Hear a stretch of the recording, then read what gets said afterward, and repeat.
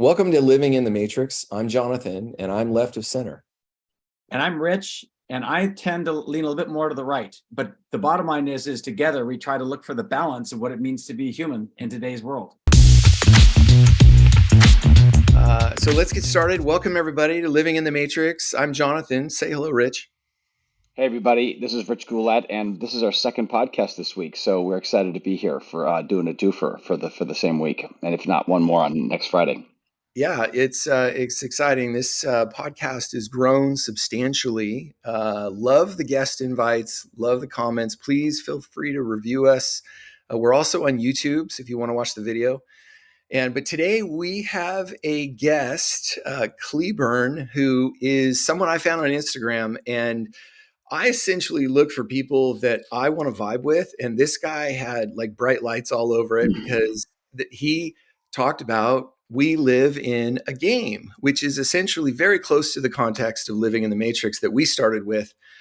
So welcome, Cleburn. It's a pleasure to have you. Thank you guys for inviting me. I'm excited to pick each other's brains a little bit. Awesome. 100%. So unpack for me and our audience this idea that you communicated, because it's very much central to what we have started with Living in the Matrix of we're living in a game. What did you mean by that? Well, the question I was asked was if life is a game, how do you play it? That was sort of the theme of that podcast. The name of it was the Human Game and How to Play It by Nick Zai. But effectively, I was trying to tie in a couple of concepts where theology and quantum physics meet. And to try to make that simple to digest is not always easy, because this can be a very broad concept. But the word matrix is popularized from the movie The Matrix. So we start immediately putting things in the framework of a game or a digital version of reality, right? But the word matrix first originated in the Bible. You guys may have even known this in the Old Testament. But the first place where our language has used the word matrix was in the Bible. And the framework that word used was to describe a womb. So you could look at, Wow. two occasions it was used. It was describing a womb and a baby coming out of it. What's the verse? What's the Hebrew for that? Is it like Hebrew? Are we talking about? I got to grab my notes now to check this up. Okay. If this is taking a minute, please edit this part out. No, absolutely. Okay. Okay. Give me 1 second. I keep a bunch of notes because I can't in my mind catalog the verse, but I've got it. I just totally geeked out because that is something I have never heard, and I love it. I just totally love it. God bless the Wachowski brothers. Even though we're still on off peak here, they brought in Christianity, Buddhism, all science and technology, all in the Matrix, right? There's so many different themes going on with Nebuchadnezzar and with Trinity, right? And so they were onto something for sure. What they remind me of is they remind me of the guy we had on, Lonely Stoner, Andrew. Mm-hmm. That they just call bullshit on a lot of stuff. Like they kind of ask, okay, what does science teach us? And that's why, it's like our narrow frames allow us to stay in these narrow channels. Go ahead, Cleveland. The reason we want to stay in these narrow channels, we do, right? Like the nature of all of reality that exists beyond our 5 human senses, right? Like a lot of people still think they are their bodies. So it's awfully taxing to start getting your mind around the fact that there's a whole big reality that is scientifically verifiably there beyond the light and sound wavelength frequencies that our eyes pick up. There's a lot happening. So us as humans at this time are kind of getting a greater capacity of being able to be aware of, comfortable with, and interact with the rest of that reality. The people in the past who were able to do this could do miracles and things like that. So it was shocking for everybody else around. But the word matrix first appeared in Numbers 18:15. Everything that openeth the matrix in all flesh, which they bring unto the Lord, whether it be men or beasts, shall be thine. Oh, wow. So a biblical way to look at what that might have meant is that this human experience, this entire human history of consciousness evolution, is a womb of cells forming together to birth something new. That's one way to look at it. Another way to look at it in the modern times, in a digital reference and a parable that makes sense in our digital age. So the world being a game, this is sort of also where theology and quantum physics need to shake hands and find the agreement that people thousands of years ago just didn't have the language to describe the way we can now. But when you are able to zoom into an atom close enough, you start to see a couple of electrons, but mostly empty space, right? Mm-hmm. 99.999% empty space. It's Much 5 like or 7 nines. It's huge. it's huge. And then when you think about the universe, right? Every now and then there's a star or a planet, but it's a lot of empty space. So an atom and the universe and the cells in our bodies, and you start, connecting the dots where there's a lot of things that are the same, folding in on themselves and repetitive in that sort of nature. So the fact that our reality is here, it obeys certain rules, but it's also, there's nothing connecting everything, right? It's just a lot of empty space in our bodies and our material world, but also everything is connected, where quantum theory, quantum entanglement talks about how if I say something here, the vibrations of my word will affect a star on the opposite end of the universe In real instantaneously in real time. So things like that, when you look at things like the double slit experiment, Mm-hmm. which documents that particles not observed do not behave the way they do when they are observed. So reality depends on our consciousness participating in its manifestation. So to that degree, wrapping your head around reality as a game is moving in the right direction. But where we are needing to get collectively is that it is a game that all of our individual consciousnesses are co-creating with the divine. And the reason there's so much chaos in the world is because most people aren't even aware that their consciousness is creating reality. So their Mm-hmm. attention is just all over the place. So the more people can combine their attention onto a thing, the faster and more evident it shows up. That's sort of why the Christ said, where two or more are gathered in my name, there I am too. If several people were to sit in a Christ consciousness state of mind, or at least a common goal, especially a goal that is of love or for love, those things will start to show up much, much faster. Wow. I'd love to flesh that out a little bit more, because you also talked in another podcast about the Magi coming and visiting Christ, and very likely when he was in his early stages might have done some training. So first, I want to talk about a little bit about your theology and what that looks like. Because on this podcast, we've had a lot of people moving from Mormonism to atheism and or nihilism in between, and settling with there. There's a lot of people on this podcast who believe that we are God. And Jesus wants us to be Him, not just in terms of the fullness you might see in the book of Ephesians, or be like Him, or be like a mini Christ, but rather that we have the same nature that Christ has, that we can be God. So there's a lot of that going back and forth. What's your view on, and what kind of theology are you most leaning towards? And then let's pivot that and go into that second part about that little story about Jesus and where he might have done some training in that view you had on an earlier interview. Okay. So to start off first, this would be to whoever hears this. A lot of people, especially when they're earlier in their theological development, or they're just starting to feel comfortable asking questions that sort of test the framework that they've been raised in, everything that isn't what you've originally heard, you almost want to say blasphemy and shut it down, right? So to Mm-hmm. whoever's hearing this, or not, or however somebody may take this, I would say that Jesus, Yeshua, Jesus, however, whichever language you would pronounce the name of that man that lived, was the Christ. And he is the one who, at this time, while I'm alive and the information I had, he is the Christ, my Savior, who was the beacon, which is the world's beacon. There's a reason why our calendar says it's the year 2023. And if you go backwards, he wasn't born at year zero, right? Like we started our calendar a certain way. And from where he was, it either goes up into the future or it goes up into the past. But this is where we start. And from here, truth is revealed if you just press in long enough.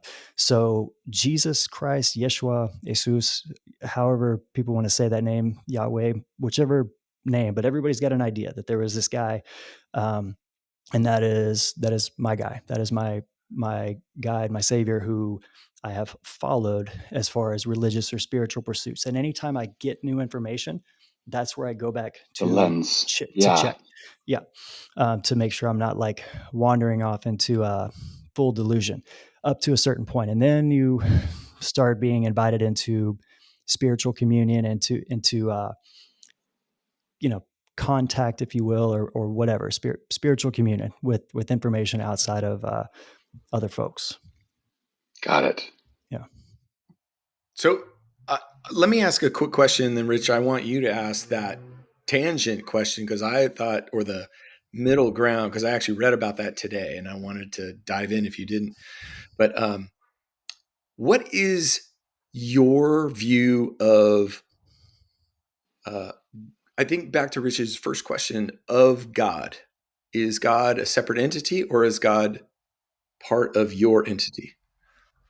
To understand how to frame that, first you need to know who are you? Who am I? Am I this set of eyes and this physical body and these 7 trillion cells that make up my flesh and blood and bones? Am I the voice in my head?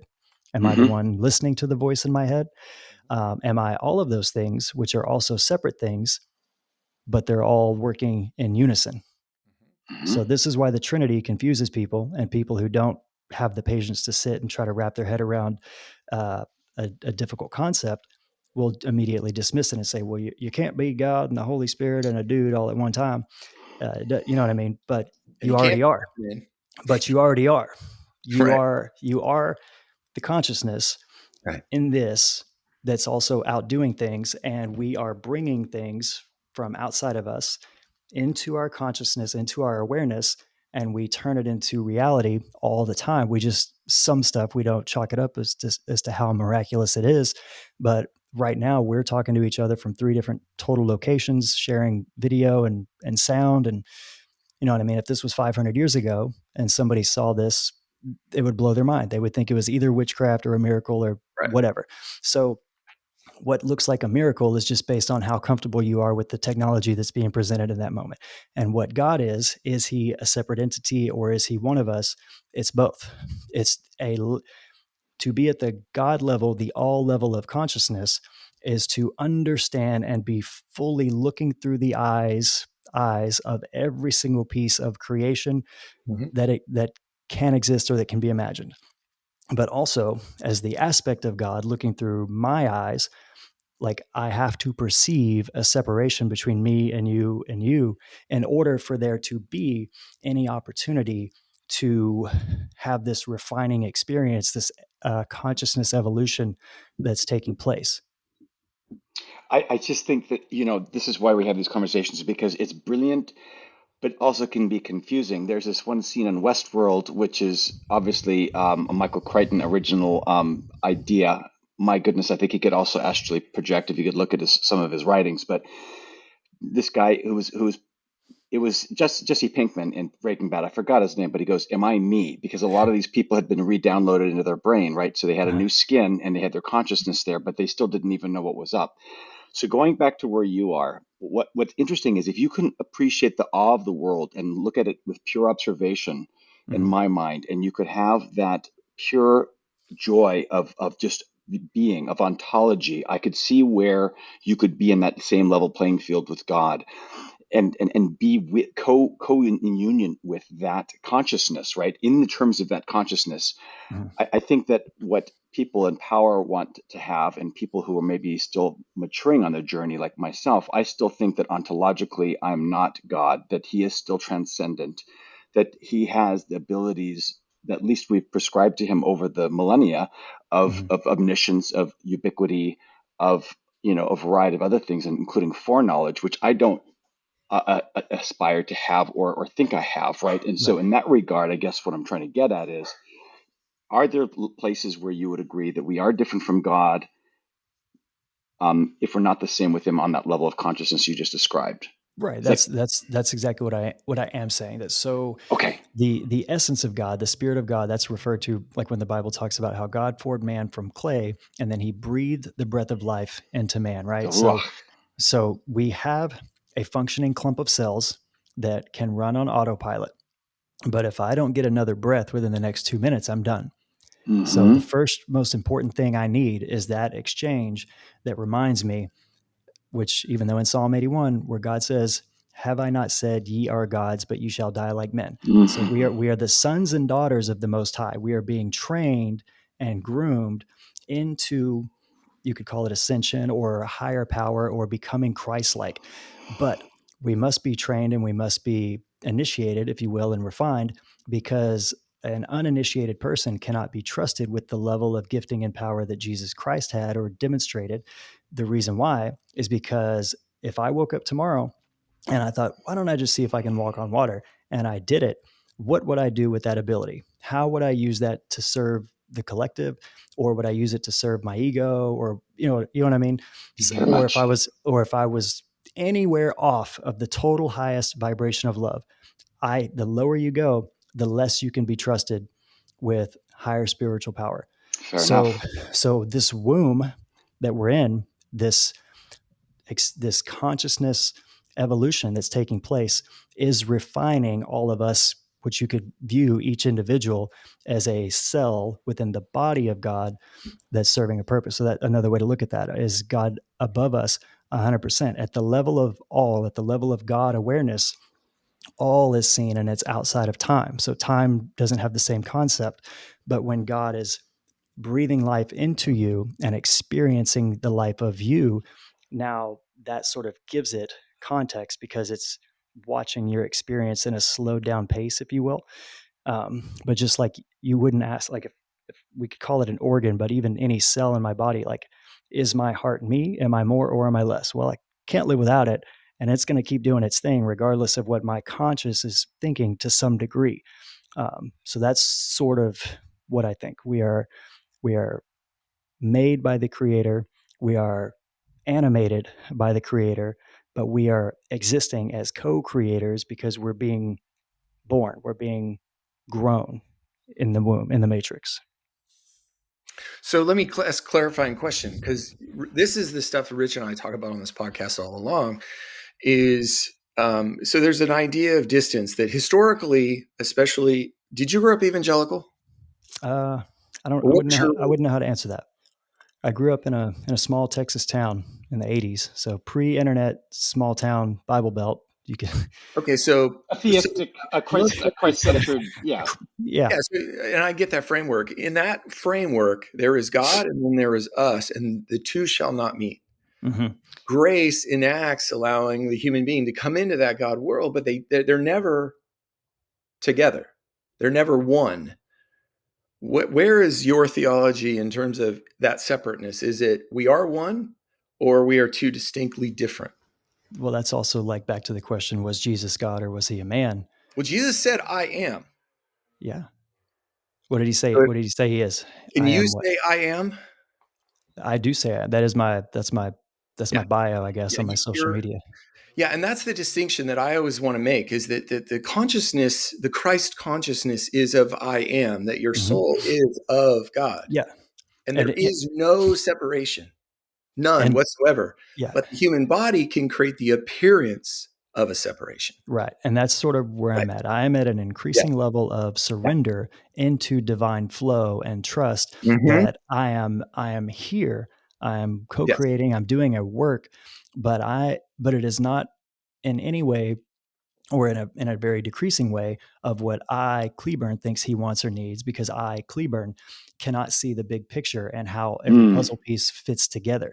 So what my prayer is, what my uh, expansion is towards, is how to be more in perfect alignment with, and this is where people could say God, the Father, all source, that I am in alignment with the Creator's will, so that as I surrender more fully into the story that I am here to, help experience, or to serve, that it can flow through me without my ego and my will distorting what is to come through me. This is Yeah. awesome. Yeah. Rich, this is real. So I've been thinking about this very question in terms, because Rich and I have been in this conversation for about a year now. About a year ago, I told him, I said, I am. I said, I don't believe there's a separation between me and God, because I grew up with a historical framework that said, I'm a sinner, Yeah. and the only way is back through grace. Yeah. There's never a perfect integration. It's always a separated integration. Yeah. I am And weak and he last, is strong. And that, right, yeah. right, right, right. So last year I made the distinction, because that's historically not what I grew up in. And I told Rich last year, I says, I said, I am. Yeah. I'm just going to go down that road and see what happens. And here I am a year later. And what I realized for me is that Jesus said, I am. Yeah. Like, if we're using Jesus as the guidepost, Yes. why don't we get to say I am? That's because Jesus controlled the weather. So if you can go out there and control the weather I at totally will. believe that. I think let me, historically, go ahead. but let me add one addendum to this. What I realize is that I learn more about science and I learn about the amygdala and how the brain works is that I've created a functional AI version of myself that projects through my visuals to see exactly what I see in this visual image. And that's Jonathan. But that's not who I am. That's a stored memory of who I think I am. And I'm always going to get it wrong. And when I step away from that and let myself be I am, it allows Jonathan separate weight. That's the material world. But it's not the whole of who I am. So it then becomes unlimiting rather than limiting. Anything you say after I am, anything you say after that, people say it's casting a spell, it will be true. Well, almost anything you say after I am is a very limited ego expression of what we think we are, right? Like just saying I am and leaving it at that is exactly I am, and then God will fill in the rest with what is supposed to happen. So I agree. And as far as Jesus changing the weather, I kind of want to point out two things on that. One, pretty much the only times he ever really got frustrated, the main times he got frustrated, right? Like he was fine sleeping during a storm. Like he was on a boat sleeping. The storm wasn't the problem at all. He didn't even bother to turn it off for himself. He got annoyed because his friends woke him up because they were freaking out. And he's like, oh, guys, I'm right here. Obviously nothing's going to happen. Right. But maybe that storm was part of like what needed to happen for the crops and the ecology and the, you know what I mean? And the ecosystem right there. Like if a hurricane was coming through here, it might be good if we all stop it and save lives, but it might be part of what needs to happen because the earth also moves through its cycles and motions. So me, Cleburn, needs to be able to say, I am willing to be part of whatever God has planned for me, up to and including a death that feels uncomfortable, which they're all going to anyways, right? So that being said, when Jesus changed the weather, one, he was asleep on the boat, so he wasn't too stressed about it. And then when he got up and was like, fine, we'll turn this storm off right now. But he told his disciples several times, you'll be able to do all that I've done and more. That was one of his things for us. And he got frustrated when they were having a hard time with this. Like the time they brought him a woman that was needing to be cleaned of demons. And he was like, guys, how much longer am I going to be with you? Like, you've been with me. You've seen how we do this. You know how to do it. You should be doing this right now. Now, this is a very important distinction because he didn't posture himself as saying, hey, y'all can't do it. I can, you can't do this. So you need to like follow me. When he said, I am the way, he didn't say, I am the way. He said, I am the way. Do it like this and you'll be able to do it. And what he kept trying to do was empower people. And that got him killed. Just like whenever he was at the feast for the Palm Sunday, and he came to town, and Mary like washed his feet, and he's at the banquet. People wanted to come see him, and the Pharisees were saying not only, they were discussing not only getting rid of him. Can I say killing him? They're probably not a good word for the algorithm, but anyway, they wanted to get rid of him, but they also discussed getting rid of Lazarus, who he had brought back from the dead. They said, because of him, because of reason of him, people are leaving us and following Jesus. Now, why would a religious body care anything about what people do with their eternal soul? They didn't care about that. They cared about losing their customers that they had wrapped around their finger. They had a really good business model in place. I call it the religious industrial complex. So here comes this for as long as humans have been around. As soon as Cain killed Abel, that dictated how the world was going to run, right? So anyways, so that was what he came to do. He came to empower the individuals, which creates more harmony in a group rather than a few individuals that understand enough of how spirituality works and enough of our innate desire to put our faith into something because we need to grow spiritually.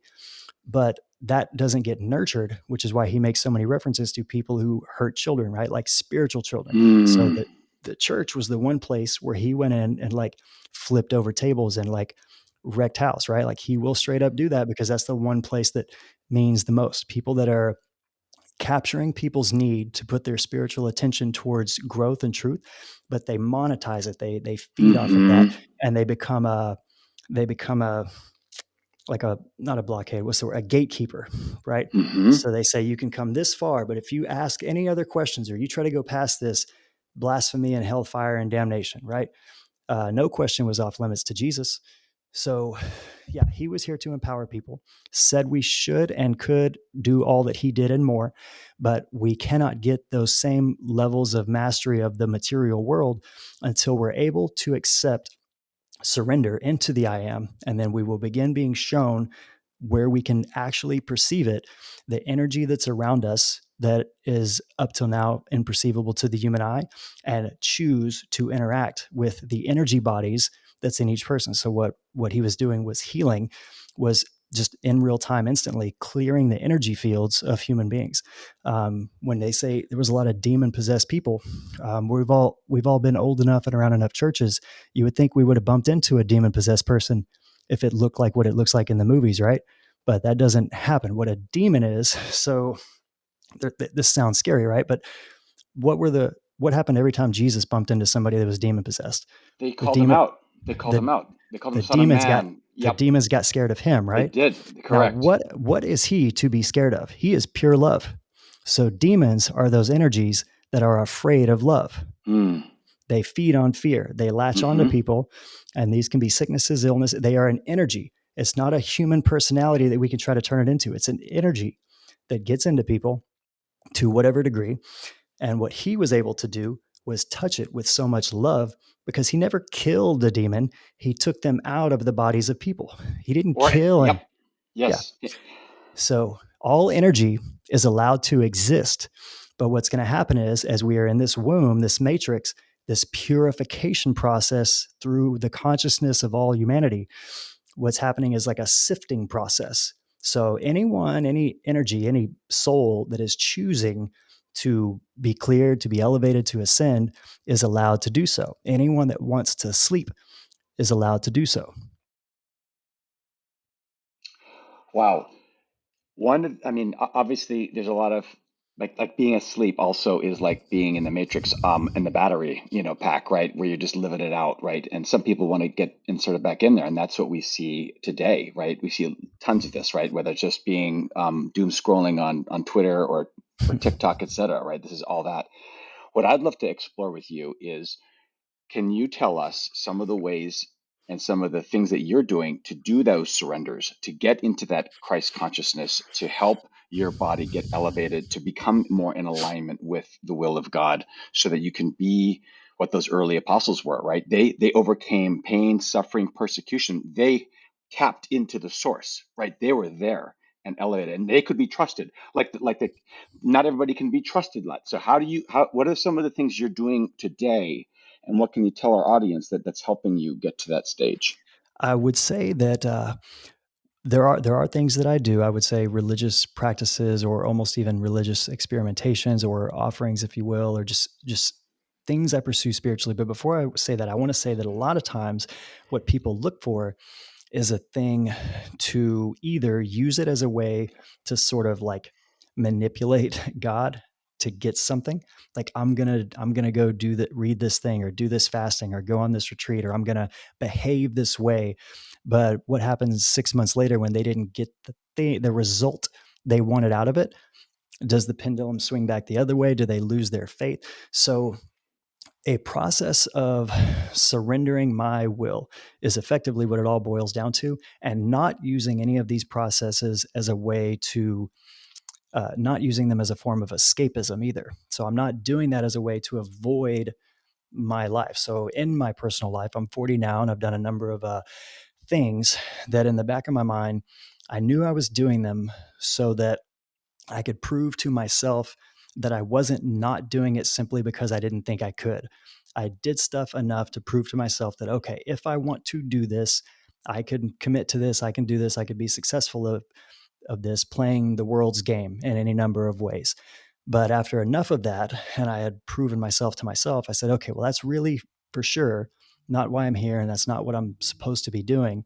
So how can I practice letting go of, one, what my ego, what my avatar, what my persona had been built up towards to get me to this point. How can I let that go? Who is my identity?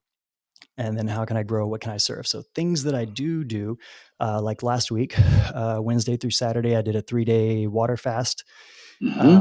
So partly because, as we just talked about, the disciples brought a woman to be exercised, and he said, these kind come out not but by prayer and fasting. Yep. So I was fasting as a way, because it's just healthy, right? Like Dana White, the UFC president, right, just posted a thing the other day saying he did a 3-day water fast. So I was like, honestly, it's probably time I should do a fast. I haven't done one. I've been like eating next to nothing all this year anyways, but I've been meaning to do a fast just to clean the mechanism and also take a break from, which I fast from other things for periods of time. But a 3-day food fast, what that does is, one, it gives your body a chance to clear and recalibrate and deal with some of the energy shifts that have been going on in the world that have been felt a lot. A lot of people have been like tired and feeling weird things.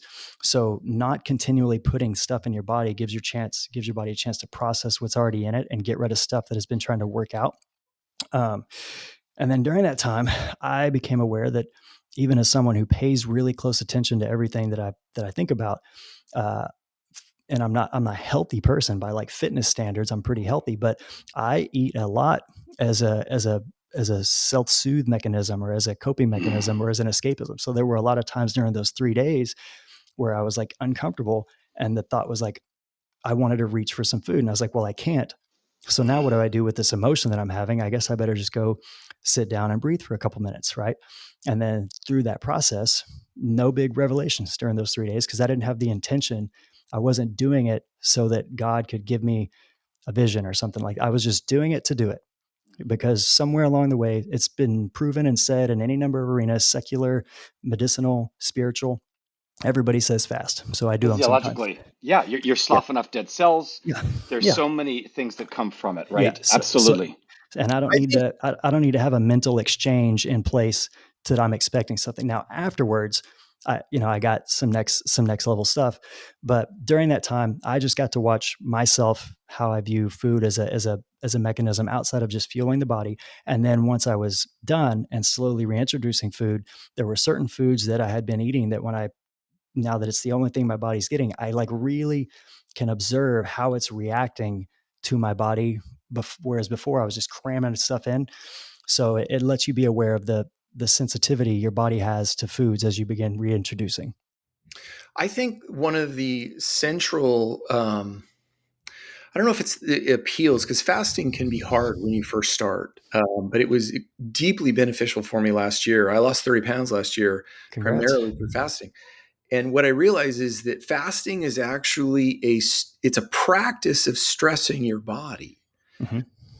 So I can't remember who taught me about this. Like, meditation is essentially the same thing. It's a practice of stress so that you can teach your body how to deal with the stress. So it's Yeah. not fasting that's important. It's the dealing with the stress.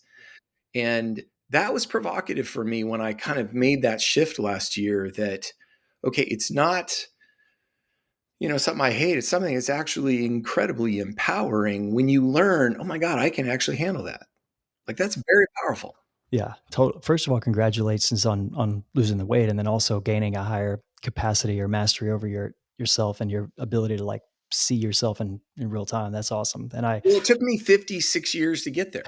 are you 56? You know, I mean, Oh it man. really took me 56 years to get to a place where so it started because it's like 2010, I told my kids, I'd love to be 225 again. Just as a joke. And every year I would say the same thing on my birthday or sometime, and my kids would always tease me about it. And then last year I worked with a coach and realized I had been living in survival mode for the last 10 years from my divorce. And all of a sudden I learned to let it go. And it was like, holy shit. And what I think part of those 30 pounds is just my historical inflammation from the stress of that. Right. It just came off, but I had the inertia. I told myself, you know what? I don't want to be 80 and never have done it. I want at least to say, could I get back there? And I did. So I had a really intentional goal that I set for myself. And I think that really helped a lot. I That's always tell people, if you want to fast, you've got to set yourself a meaningful goal to even get there. Because once I set that meaningful goal, then all the obstacles weren't as strong. Right. So, like you were committed to seeing it through. yeah, because I Yeah. think that's what fasting essentially is it's going into a stress state Yep. intentionally. I'd made a video about this a while back, but I think entirely that meditation, the biggest thing to take away from that is your ability to regulate your system, whether in times of boredom or in times of fight or flight. Because like a lot of times people get so addicted to the escapism of meditation where you're in that half asleep state, that theta brainwave state, and it is very peaceful. So sometimes people want to run off and live in a cave, you know what I mean? And just fall off of society because they'd rather pretend that that is the totality of an ideal life. Or people are so wrapped up in, I always say the stimulation is simulation. Like everything here is simulation, right? So some people just get totally into it and they're very hedonistic and very like super in the world, in the flesh, and all fine and good. But where is the balance between that? When do you feel the most alive? When you're in a fight or flight is triggered for one positive reason or another, right? Like lust or fight or something, you feel super alive. When you feel super blissful and like you're touching spirit is when you're the farthest away. But meditation exactly should, in my opinion, help bridge that gap to where no matter where you're at in your life, you're sort of walking on one foot on each side of the veil. So even when somebody's like, something stressful's happening, you can still sort of just in that moment, just consciously, unnoticeably take a breath and realize like, your heartbeat's rising, right? Like you're so in tune with what your body's doing. You can just bring it back to where you want it to be. So you don't get carried away by it's control of your attention, which the world's always trying to feed on your attention and attract it into something. And then we're led obliviously into whatever someone else has picked out for us. So meditation helps you control where your attention goes in any moment. Well, I think it's also important. You called out something really interesting is that it's not just for dealing with fight or flight, it's also dealing with boredom. Boredom. Mm-hmm. And I think more people suffer from boredom than they do trauma. It's like They there's a sense of meaninglessness and you get bored. Boredom is really hard to deal with. It's because it's constant. It's just a never ending wave. And I think what it does is it pulls us into either the past or the future. Like, oh, remember when it was awesome? Or what if it got better? And we're always searching for the dopamine hit. man, And I think, it's kind of one of the things about social media that has taught us about what it means to be a human being is we can get addicted to dopamine because we're y- bored as yeah, human beings, yeah, Well, you're spot on. yeah, Jonathan, I don't know if you saw that. I don't know if it was Elon Musk or somebody who said they did these experiments about putting somebody in a room and just tell them to hang tight for an hour, right? To go sit down in a room by themselves. It's not a dark room, but do that. And the amount of people that couldn't actually sit still for One maybe even hour. 20, yeah, for an hour, but let alone 20 minutes.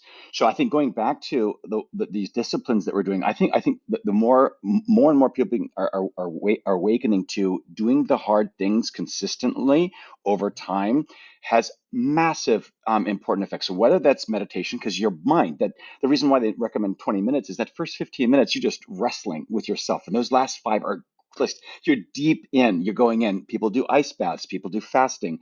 And when you're used to that and you have that, even though it's challenging, at least your brain knows how to correct itself. They've even said that it's better for you to lose your track of thought and go back to the constant that keeps you in that meditative state, the breath work or the mantra, than to go straight 15 minutes without having to do it at all. They actually like the fact that you recognize that's the beauty of it. And I told Jonathan this a while back, and I think it was really key is that I've taken ketamine, and so has Jonathan, not necessarily for like coming out of addiction or depression, but to rather reset the brain because it has this ability. And we've both been places where we're seeing massive amounts of creativity going on. But one time I did it, I thought I was done with it, and I even talked to my daughter. I went back into the room, I lay down, and all of a sudden I'm looking up at this ceiling fan and I just keep looking up again, and it's almost reverberating out, and it's like, oh shit, this is not going away. I am not. Oh my God, where the hell am I right now? Right, and so that's called the K-hole. You might have heard of that term, Cleburn. I'm not sure if you have, but when people are trapped in this space in their mind, there it can be a really scary place, and it's called the K-hole. Well, in my back of my mind, I said, you know what? I could be in a gutter someplace, knocked out dead. I could just be alive and free. I'm just going to let this thing go and ride this thing and see what happens. And very quickly, I got out of it. And I don't think I would have been able to transcend that K-hole moment had I not had some mental fitness in the head from meditation prior to that, and some inner workings, right, to be able to get through those kinds of tough phases. So I agree entirely. Like any practice that allows you to be more quick at observing what's going on inside your consciousness and be able to steer it, or at least accept, surrender into the moment and let go, not let fear guide you, right? Which is, I think, the ever present initiation at every step. It's, are you going to let fear guide you, or love, or faith, however you want to look at it? But it's always a shedding of fear, and then you grow in your spiritual awareness and power. Cleburn, yeah. I'm going to guess and say you don't currently believe, like you have in the past, that you've sort of come to this space, because would you agree with that? And if you do, where did that start? What really brought you to what was the attractors that really kind of shaped your thinking? Yeah. So even as a small kid, my main things that interested me, the things that called to me were, like I'm 7 years old wondering, what is inner peace? How do you get that? Right? Like, what's the deal with Buddhist monks? Why don't we all just die and go to heaven now? What's the point of all this? It sucks here. You know what I mean? Like, so I was always wanting to understand how concepts like eternity work. Who is God? Why doesn't the Bible make sense a lot of times, or at least sometimes when I read it? Why does it sound different than the way the old preacher man up there says before he asked for the offering plate? So, um, so trying to make sense of the world, but also trying to make sense of trying to discover who am I. So a lot of my early life everything was geared towards that. All of my vocations were geared towards that, right? I was in the Marines for 4 years. After that, I was a professional fighter for several years. I've had a number of vocations that forced me to find out who I am in these types of situations and in these types of energies, and how to flush out the crap that I didn't didn't want, or at least come to grips with the fact that stuff that maybe I would have preferred otherwise, but this is my limitation or a strength, whatever. So self-discovery was probably the first many years of my process, whether knowingly or not.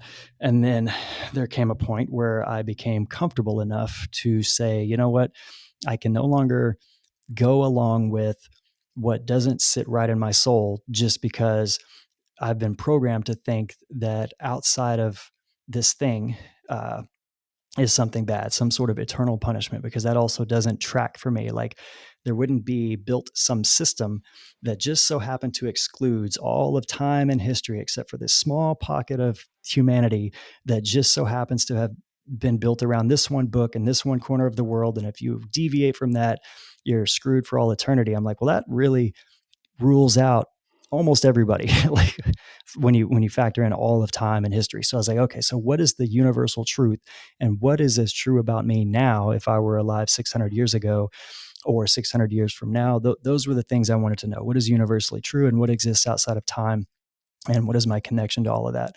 As far as letting go of the fear of potentially being blasphemous, that was the first big level of letting go. Just like you said, around the time of last year, where you felt comfortable saying, you know what, I am. I had to say, you know what, I am God, how you made me, and right or wrong. There's plenty of both, plenty of right and plenty of wrong. But I was made. I don't recall selecting any of this stuff, any of the environments I was born into or whatever. I feel like I do my very best. So from this point on, I'm going to trust you to either correct me or strengthen me. But I'm going to. That was where I started shedding layers of fear, but also surrendering by saying, I just am. And I'm going to move as the Spirit leads. And effectively, it was a process of letting go of how much is my ego leading, or my fear. Ego is generally fear based, or it's at least pattern recognition trying to repeat itself, trying to get rid of that stuff and be more in line with the will of, we say, the Father. I like to pray to God the Father because that verbiage, that imagery, works well with me. But I know that what you would call God, when you are in the presence of, looking through the eyes of the all, it doesn't exist in the same construct as like a man, like a sky daddy with a beard. That's not how that works. But Um, that is a really long-winded way to say that you could probably edit all that out, but through That's a good. series, through a few decades of self-discovery, led to a point where I was comfortable letting go of that self. When was that? And uh, all of last year, Oh, so uh, this is recent that you really came to this space. yeah, all of last year was what you would call like a big tower moment or dark night of the soul, like that. A lot of people go through. I was just massively depressed. I could no longer keep up as well with all the responsibilities on my plate. I was doing my best to just keep the ball rolling and keep the kids happy and comfortable and the house well put together and my health in order. But mentally, I was certain I was about to die or something. I thought my body was about to give out, or I didn't know what was going on. And then I just started letting go. And then earlier this year in January, I started a TikTok because I was like, well, nobody knows me there, so I can go there and say things that nobody's listening anyways, and maybe somebody will find me and I can have conversations that I would like to have that I don't have anyone else to talk about. And then that platform grew, has been growing pretty quickly, and that's where what one thing led to another, and that's how you guys found me. That somebody from there invited me onto a podcast, and you guys saw it, and now we're chatting. So last year was the old me dying, the ego death, the avatar had reached the end of the road. The midlife crisis, I call it, is a spiritual shedding, and what it's an opportunity for people to decide that this character that you built around the age of puberty that helped you survive and function and be successful in society is only meant to get you so far. And once that thing is ready to kick the bucket, what a lot of guys do, especially, like, what do you do? I want the yellow Corvette. I want the all the stuff, right? Like, you want to go on trips, or if you're in a position to date, you want to get a girl or whatever. So that's people saying, you know what? I've only ever known this worldly way of doing it. It's gotten me this far, and something doesn't feel right, but I have to hold on to this. And then they spend the rest of their life trying to get through life and like old dead skin.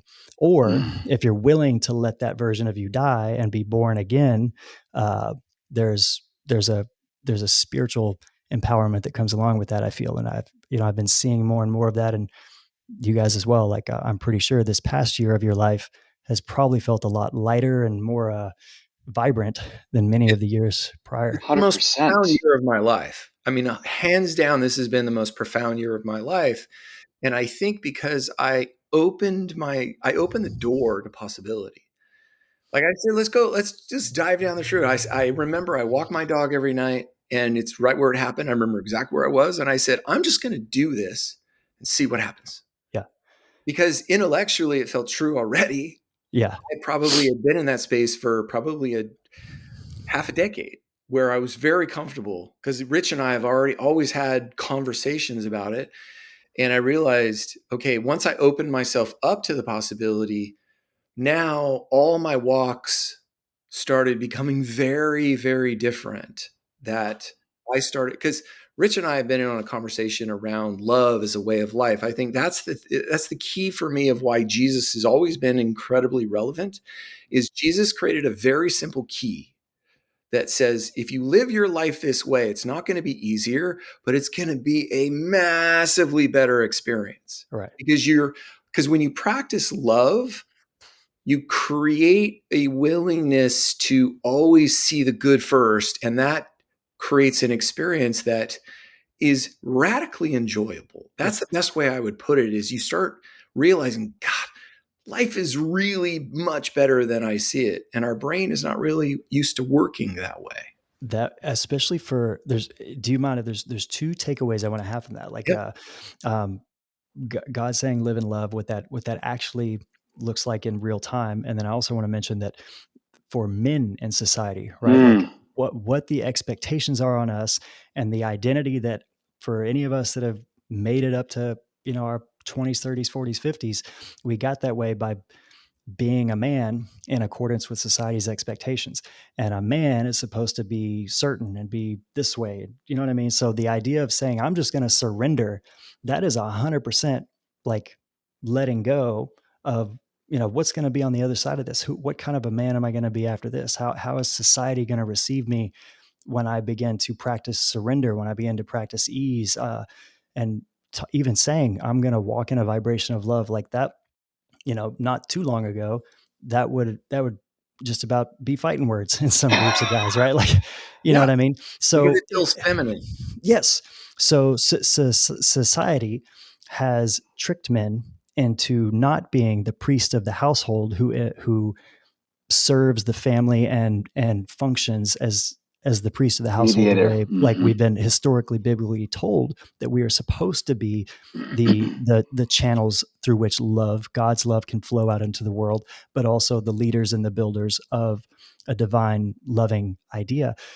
So being a man in today's society adds a layer of challenge. And I almost want to say I'm glad that there is such an uprising of so many like hippie girls and like there are a lot of women in the space of spirituality that are creating a space where it's okay for men to feel accepted and not like they're going to look less manly, to be able to have these kind of conversations. So in that regard, that is a way where women are leading or creating space for men to grow by saying it's okay to shift.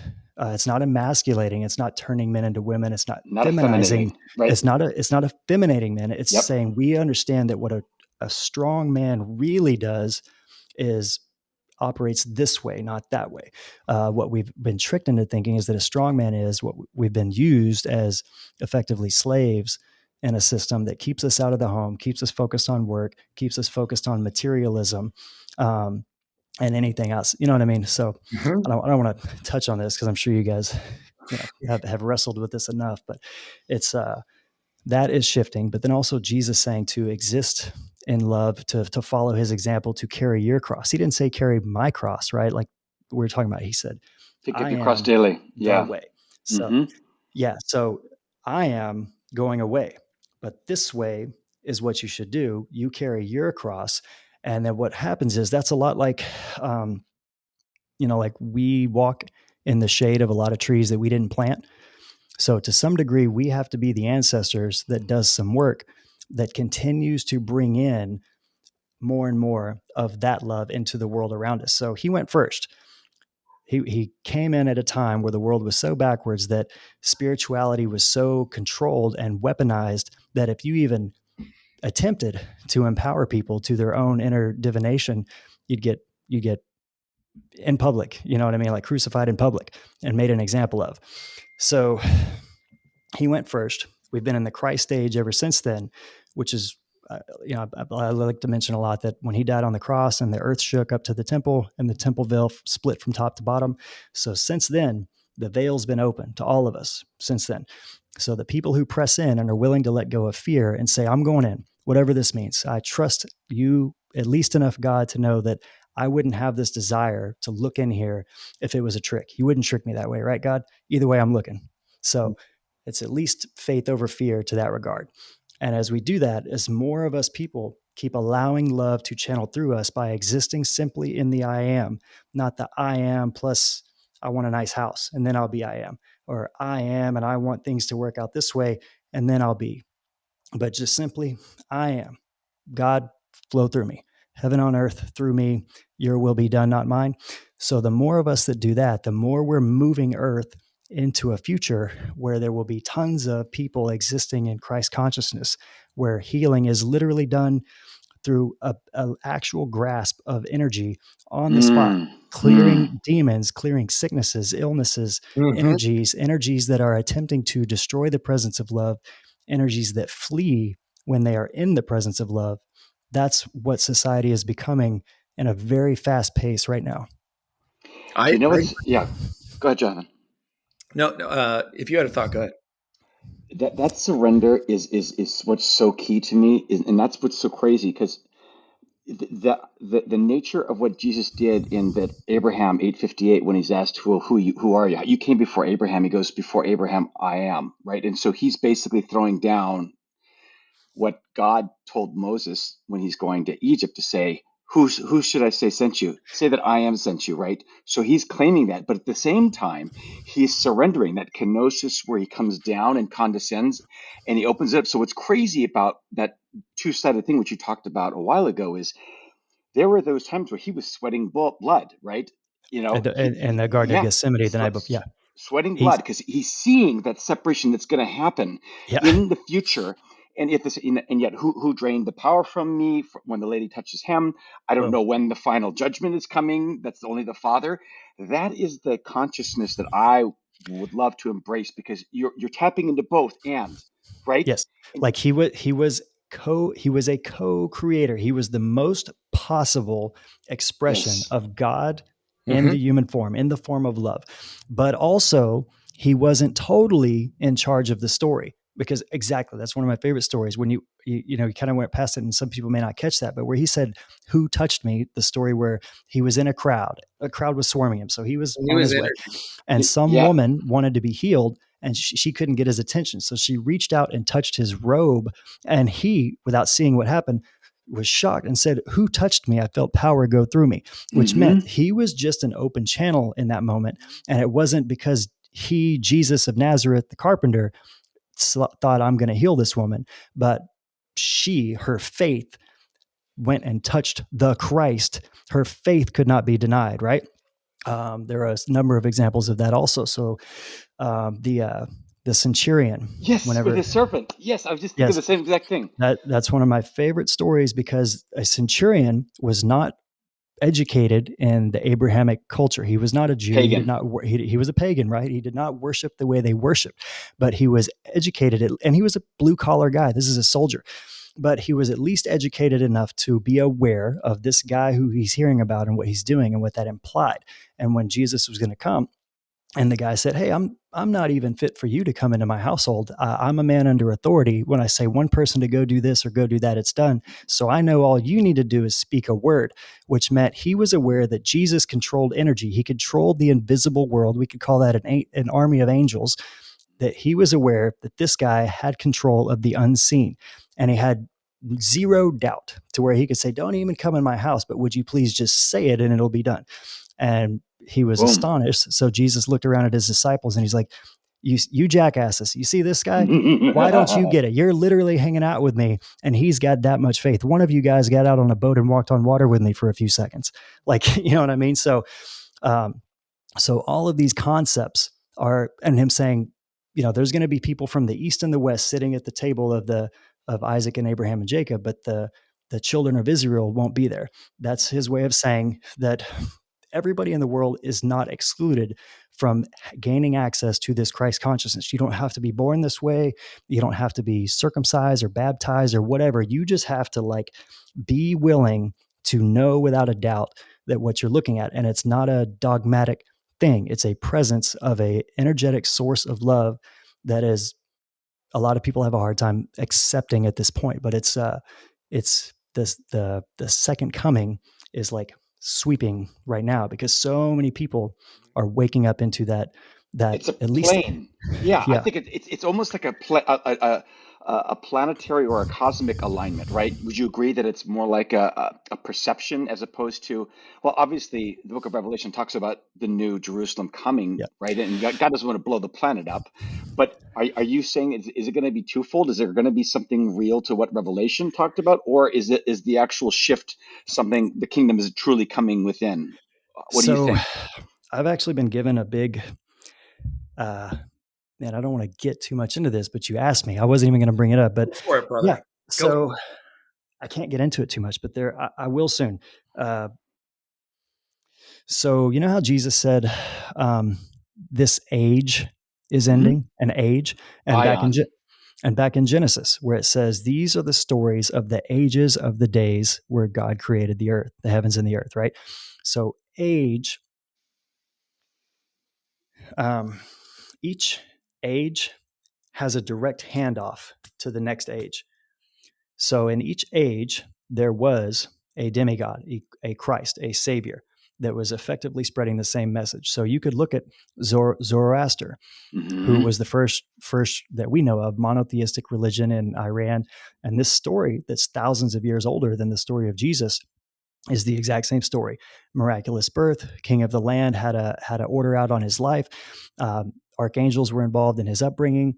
At a certain age, he left home to begin studying. At age 30, he reached samadhi with Ahura Mazda. Ahura Mazda means the supreme creator of the universe.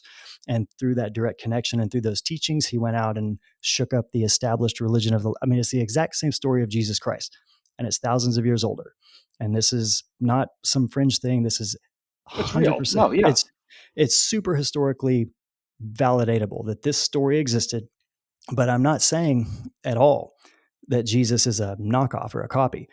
He existed. This new timeline did exist. But you're saying his purpose was for an age.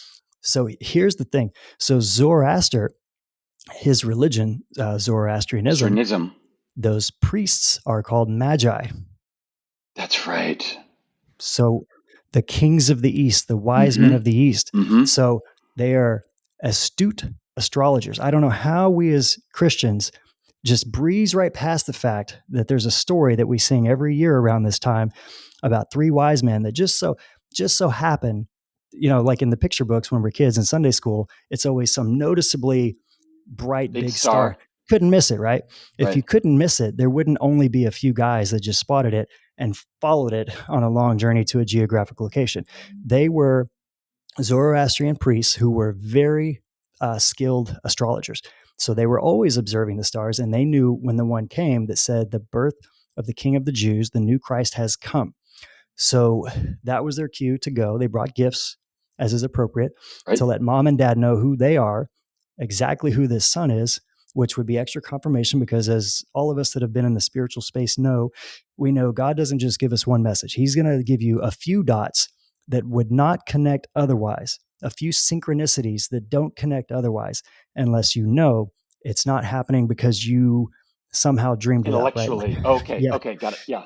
Okay. So Joseph and Mary, here's baby Jesus. We've already been visited by an angel. Stuff's already not making sense. He's born. Now 3 guys show up with gifts. They're well-dressed. They've got an entourage of servants. They're bringing gold and frankincense and myrrh, and they're letting us know also this kid's special. And then when he's of age, he's going to go train with them further. Okay? So the difference is in each age where there was one, Christ was the one that said, there will be lots of us. We will all do what he did. Greater works than these and more will you do. He was the one that said, when he comes back, when the Christ consciousness returns, the end of this age will be a lot of people becoming Christ-like. And what to be on the lookout for is the people who are gaining that ability enough, but claiming to be the Christ, the one, or the one to attract your worship. So anybody that's not directing you, anyone that's not directing you back into your center, not from a selfish standpoint, not in an ego vanity standpoint, but the kingdom of God is within you, right? Jesus said it doesn't come by sight. You don't look here, look there. The kingdom of God is within you. So anybody that says, look at me, is probably out to trick you. Anybody that says, this thing that I'm doing, I'm only doing it to show you that you can do it too, because the Father who is in me, I am in the Father. I am in the Father, and the Father is in me. So that is a message throughout the ages that's said in different ways. And we are wrapping up the end of this age where there's a lot of people waking up to Christ consciousness. And the shift, sorry, I got like getting chills about this one. Okay. But okay, so here's where we really are. This is what I've really been shown outside of a space of time. So we are at the edge of this age, and the people that have been doing the inner work and wanting to ascend are about to. The people that have stayed married to fear or to status quo or to the world are going to stay just like they are. Those who are ascending in the background of our world right now, like when you hear about all the energy stuff that's happening. Virginia talked about this, Jonathan. Virginia Drake talked about this shift. Go ahead. The Schumann resonance and all the power surges hitting Earth. So what's happening right now is the background of our reality, our hologram, our game, is effectively a software updates being uploaded. And there will come a day in the fairly near future where a bunch of us just all of a sudden, we don't really think about people we used to know, coworkers, acquaintances. There are a number of people who just aren't. Yes. They're shifting out of your consciousness. And our world, not anymore. Yes. And the experience we are having of life is one where people are able to become aware of our energy bodies and the energy construct that we exist in to the level that Jesus did. And the world is going to heal and be able to grow, manifest, if you know, it's going to shift much more rapidly because the people that are existing in that plane are going to share a common theme, which is we are here to exist in love and bring about love. And we are the I am, right? We're not the ego that thinks I want something or thinks I don't want something. And then those people that wanted to stay there, the world they are in is going to be a much worse version of the world now. There's going to be a lot more chaos and calamity and disruption and natural disasters and stuff like that. They are going to see and physically experience the spooky stuff from Revelations to a degree where Earth seems so unlivable that what they're going to do is plug themselves into an actual matrix, a digital, in the backdrop of our life right now, there is AI, there is algorithm everywhere. How did that all of a sudden become such an ever-present thing in our life, right? Like, I can't walk down the street and say something to a friend without later that day getting an ad for something we talked about, right? So what's going to happen? Neuralink actually exists to connect your brain to the digital space. I mean, we're one step away from digital telepathy and stuff right now, right? Transhumanism. Yep. Yes. So those of us who are wanting to step to pursue spiritually are about to be in more of a spiritual energy body state. We're still going to recognize ourselves, but like Jesus said, you're not going to be married. You're going to be like the angels in heaven, right? We're going to be more we're going to be more aware of and fully embodied by our energy body. Like how it says he transfigured in front of his disciples and he just did a little shapeshift, if you will, however you want to picture that. That's going to be us. We're going to have more control of the energy that animates us, God's breath in us. We're going to be trusted with more ability to manipulate and interact with that. Okay. But everybody else is going to be present in a version of the world that's going to shit. And they're going to upload themselves into a digital matrix, into a place to put their consciousness, just like we did when we came to this earth. Okay. So those are the consciousnesses that have not chosen to ascend at this time. So they've got to go to a new place. The rest of us will inherit the earth. I've told Rich, I told you about 3 months ago that I think tribulation is actually going to happen. I think we're in that 7-year period. It's not going to look, what are the 4 horsemen? I don't know. But I told him, based on what I'm experiencing and the capacity, when I look at the unified field inside, it looks like what you're talking about. It looks like complete restoration. Like it's not like I can see it. It's I'm feeling what it would feel like. Yeah. And it's like, okay, it's pretty damn good. And if you knew what it felt like, you would absolutely want it. But you can't convince people of something they haven't felt, which is why what we were talking about earlier, the masculine is predominantly logic and the feminine is predominantly the heart. And in order to see that sense of coherence, which is that space, the unified field, you have to have coherence, which is why women are going to be naturally ahead of the men. Men have got to be able to get down to the heart, because until you feel it, the chemical charge is actually happening in your body, and you understand the value of it, it has no meaning, because we feel meaning. We logically connect the ideas, but in order for them to become gnosis, we have to feel them.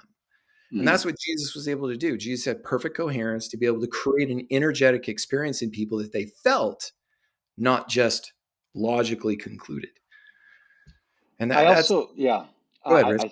I think what's important about what you're saying, Cleburn, is also we're not coming at this from a dispensational standpoint, saying you're going to go to hell and you're going to hang out in the lake of fire. What the reason why I'm telling you about Jesus and about surrender and about what can be this is you're doing it out of love instead of a fear-based construct, right? Why are you saving? Well, I'm out there because they're all going to die and they're going to be burning in hell forever, right? It's like, no, this is a different paradigm. And I think it comes from a more powerful framework than the traditional old, brimstone kind of deal. Right. And this falls back to, are we God or are we separate from God? Well, we're all at least created by and animated by God. So it is, There's no separation. it would be awfully audacious of me to tell some other aspect of God with his own free will to choose the rate at which he's going to step further into his growing, that he needs to do it on my schedule or right now. Jesus was pretty rough, like pretty blunt to the members of the church, the Pharisees, because they were gatekeeping people from the truth, and they were misleading people. So they were delaying the evolution of the consciousness of many people. And this has been going on for a while. But outside of that, he didn't, when I was a kid, I was like, why didn't he go around and stop all the bad guys at that time? That wasn't the point. But, for the same reason, it's like, what you do for the least of these, you do for me. The whole no separation concept. That was the same reason he said, forgive them, they know not what they do on the cross, because there's no difference between me or you or you or you. But you are an expression of divinity making a choice. So God loves us so much, like when Cain killed Abel. And he was like going to put a mark on him. And Cain was like, if you do that and I go out, the other people are going to see me and they're going to kill me for what I've done. So God put a mark on him so that no one would hurt him. Correct. There's always grace. There's always grace, right? There's always the option to choose what you want. But in God's algorithm, every action has a consequence, and you're going to have to keep at it until your choices lead you into Christ consciousness. So that sort of connects what the ideas of reincarnation, but reincarnation is not as linear as how some people think. But effectively, yes, we've reached the end of the age. There's going to be a splitting off. So this hologram, this game that we live in, that we perceive, I mean, if you really think about it, we take so much stuff for granted that exists in the world that didn't exist 10 or 15 years ago. And even 3 years ago, the world was so different, right? And every now and then, stuff will just happen and the world's totally different out of the blue. Things are kind of this. The world has accelerated since OpenAI came out. I mean, that's what, 6 months? It's like crazy. Yeah. It's crazy, right? So, and then you can look back at ancient technology, like the pyramids are probably the most famous example, that they are bafflingly well built. At one point, that age had mastery. They were able to build things. That age got wiped away. There is a remnant that remains as a connecting dot for people who need an intellectual connecting dot between the ages, to see that age had its time. You could look at the flight of Egypt in the Bible, by the way. Right after the Magi visited Jesus, the parents fled to Egypt to raise him. In that verse, it says, so that prophecy may be fulfilled, that I shall call my son out of the land of Egypt. So that was the baton being handed off from one age to the next. Christ said, the next time, it's not going to be one. It's going to be a lot of Christs. That's where we're at. That's why there is such a thriving spiritual community that's like, for lack of a better term, normal people, right? Like, this is not the hippie movement of the 60s necessarily that got stigmatized. This is like, people functioning in society that are just like, you know what? I'm not trying to be radical here, but no, I'm just gonna see what it feels like to fall into love. So that's where we're at. That jumping off point is about to happen, and it will be imperceivable as this shift continues to happen, because a lot of people right now are existing in their own version of calamity. The people that stare at the news, the people that are so emotionally invested, they don't even realize that their thoughts, their attention is giving life to that system, to that version of reality that we don't even we can't even think about it. You know what I mean? Like, it doesn't even exist to us. So that's where the separation is about to happen. Do you have any sense? Do you have any sense of when that was going to happen or is going to happen? Because I actually believe that. I'm wholly on board with what you're talking about. So here's how time works when you're outside of it. Can you share how you experience this? Yeah. So when people want like a calendar date, right? But what's a better way to understand it? Yeah, a better way to understand it would be if we had mastery of how astrology works, like how Genesis, right up front in page 1, God created lights in the firmaments for signs, which later on some guys were watching those signs enough to know when his son was born. So we don't do that, right? So if you wanted to gain a PhD in astrology, astronomy, the planetary motions, those are more of an indicator of God's clock than our calendar, our Gregorian calendar. those are effectively God's clock, countdown timer. But even that doesn't matter because time doesn't really make sense except when you're paying attention to it. Yeah, you already know, Matt. You already It's felt a that. double slit experiment. Same You already thing. felt that, Exactly. right? Like, Yep. so how do you determine time? Well, this consciousness that's in this body, when we go to sleep at night, are we also still are we aging differently? Because when you're dreaming, or when you're meditating, or sometimes like I hit the snooze button, it's a 9-minute timer. If I go back to sleep, sometimes I have a dream that is 9 minutes long, but it's a whole day for me. So did I live 9 minutes or did I live a day during that time? So as we embody ourselves as energy more than the idea that I'm this lump of clay that's animated, we will become more able to accept are we one? Are we God or are we separate from God? Was Jesus God or was he a man? Well, he's a lot of stuff all at once. So are all of us. So once we here pretty soon start feeling that, time doesn't make sense the way we've come to look at it when we look at our clock and time to be to work and all that stuff. I've got a Hold on, theological hold on a second. tangent. Rich, hold on a second. Yeah. So what I hear you saying is you don't know when it's going to happen on human conceived time. I think that I am experiencing it as quickly as I can accept it. And I don't even know the difference at this point between today or a year ago or 2 years ago, because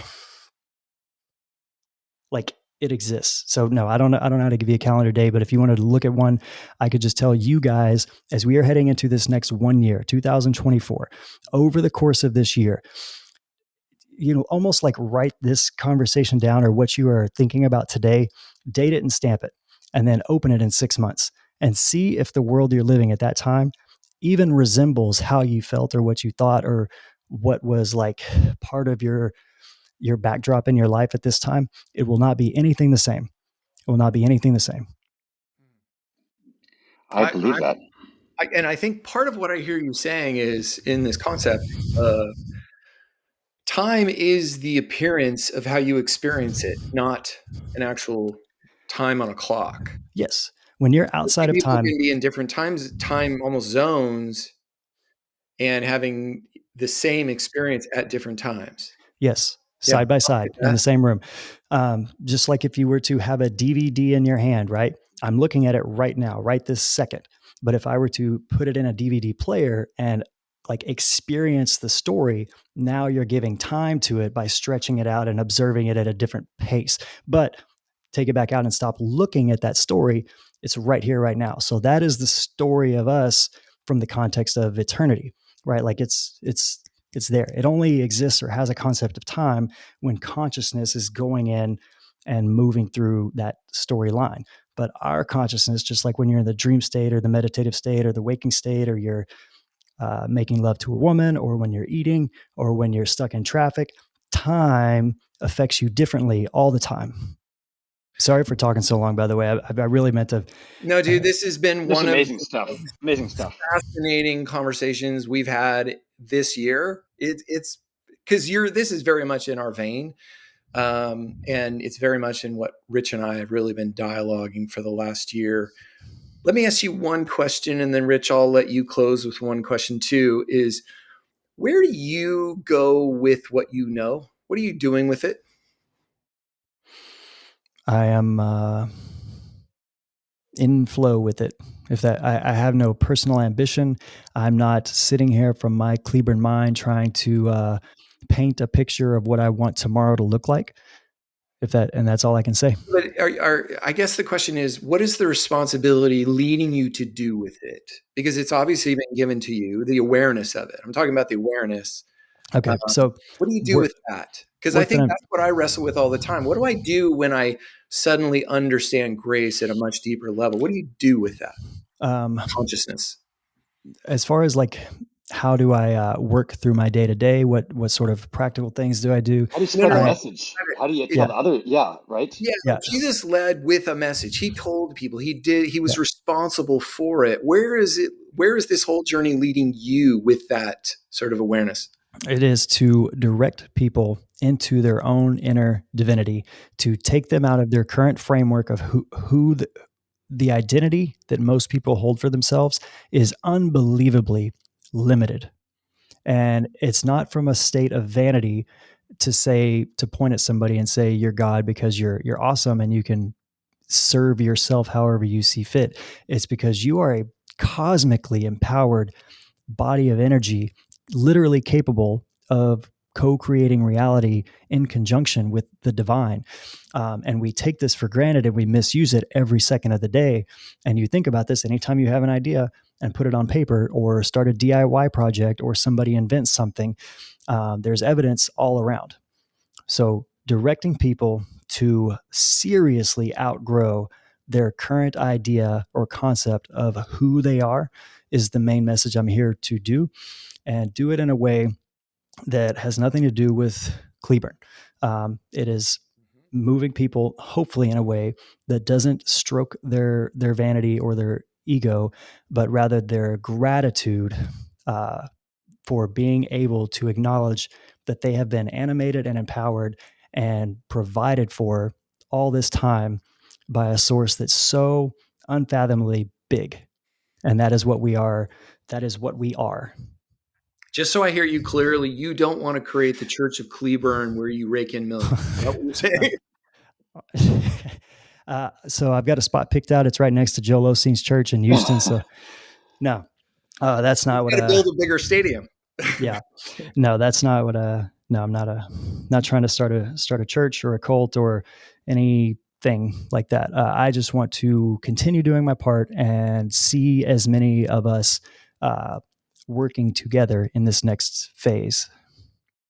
That's awesome. Yeah, we actually had a Tao priest on who actually admired Joel Osteen. I couldn't believe it. He seemed like just very rooted, and if you read the Tao Te Ching and like some of the simplicity, and I'm like, dude, you're impressed by Joel Osteen. He talked a lot about hypnosis, and he just thought Joel was a great guy. And I'm like, okay, all right, that's unique. Yeah, I can't hate him. I met him before actually, and I had a chat with him and stuff. I can't hate Joel Osteen. I'm certainly he's not like an example of mine to follow, because he's like he's literally not malicious, right? And No, like he's very winsome. Very, he very, makes yeah. he makes a ton of money, right? Like, but I at least respect the fact that all the ties that his church makes, he doesn't get paid by the church. He makes his money off of like appearance fees and books. So I'm like, okay, well that I don't get as grumpy at him as like some of these other mega church pastors. But anyways, yes, he's not that's not Yeah. All right, my last question for you. It's a little bit of a theological tangent, but it also ties into where we are today. It's my understanding that Zoroastrianism was a dualistic kind of construct. There was good and evil always battling against each other, kind of a lot like the Force. You got the Sith and the Jedi. And in fact, I don't know if you knew this, but there was a guy named Mani, also from Persia, who came along and he created Manichaeism. Jonathan, have you heard of the term Manichaeism? I've heard of it, but I've never looked into it. It was a spin-off of Zoroastrianism, and actually St. Augustine loved it, and he was totally caught up in it. It was a little bit of Christ-like stuff in there, and there's a lot of dualistic stuff. But one of the things that I was getting at is, at least with what we see in Revelation, and I think what I like about it, as opposed to the cycle we're going over and over, is that there is an end to the story, meaning there's trials and tribulations, but at this point, there will be a consummation. There is an end to the epoch. Yeah. And so do you believe that once we've made this shift, that's going to be the future state? Or do you think there's going to be another cycle of this all over again? Kind of like in Hinduism and Zoroastrianism, seems like there's always a perpetual battle. If you really want to know what the finish line looks like, so again, there's a clump of humans or consciousnesses existing, energies. There's like more than we can see, and like everything that's in existence in a certain age, there's a sifting process that happens. Some of it ascends to another matrix, another womb. Some of it has to recycle and continue working through stuff.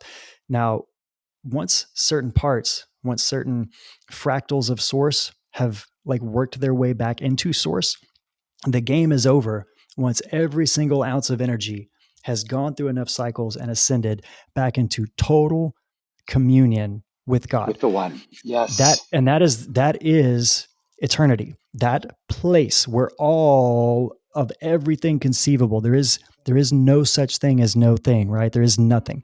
People who say space is expanding into what? So, um, so the all, when everything, that moment where everything is fully enlightened and ascended and looking through the eyes of God, that's the eternity of what you could call heaven or God consciousness. And then from there, the all, which is now one, can reconcile all of experience and sit in its own meditation of silence with itself until God wants to do it again. Yes. And Jonathan, this ties perfectly in a universalist framework where, in universalism, I don't know if you're familiar with Christian universalism, Cleburn, but it's where God's love transcends man's stupidity, and ultimately everyone will be reconciled through that nurturing over time, over an Yes. eon, over epochs, right? Mm-hmm. So this is good news. This is good news. Yeah, the lake of fire, there's no eternal damnation. There is weeping and gnashing of teeth for the Of course. souls, for the moment a soul comes unto true conviction, where all of a sudden they gain a full grasp of the truth, and they also gain a full grasp of what they themselves have been choosing to do, so they themselves experience hell through their own guilt and shame and lack. And a lot of times that's a cycle to grow through. But for those souls that have done so much that it's irredeemable, that is also part of, like, there's a truth and there's a symbolism, but the truth of the Christ consciousness dying and going into that place to be the hand to guide out of the utter darkness those who otherwise could never give themselves the permission or see the way out. So at all levels, the process is unfolding on itself and moving itself up. So yes, universal. That concept is, and this is not stuff. I'm not a big reader because I don't want to accidentally regurgitate doctrine. I sit and listen, and this is the experience I've been given. It's magnificent. I've got goosebumps right now, man. I think this has been a profound conversation, and This is one of my favorites. it's Yeah. incredible. Thank you, guys. We say that a lot. Wow. We do. Grandma says this is the best Thanksgiving ever every year, and it's like, wow. It's like this was amazing, and an absolute honor and a privilege to meld with you on this. I love it. I'm looking Guys, forward to thank our you. next chat. Yeah, this is Yeah. amazing. Yeah, so we're gonna do. We've already decided we're gonna do a part 2 for listeners who are aware. We're gonna do this pretty quickly. But Cleburn, this has been one of the most fascinating conversations because we got to dive into a lot of things that we care about, but that you care about as well. And I think this has been a very eye-opening conversation because I always love being surprised by new ideas, and you have a lot of amazing ideas and a lot of awareness. So I look forward to our next conversation. So thank you for joining us. We really appreciate that. Thank you, guys. Looking forward to it. Yeah. So to all of our listeners, thank you for listening. Please subscribe and review, comment. We're also on YouTube, so find us there. Would love to interact with you. If you have a suggestion for a guest, please let us know. There's a form on our website, livinginthematrix.ai. And really looking forward to where the next year is going. But this has been such a great way to bring in December. Advent, baby. Yeah. Yeah, absolutely. So thank you, everybody, for listening. We wish you the best, and we will see you in a week. Much love, everybody.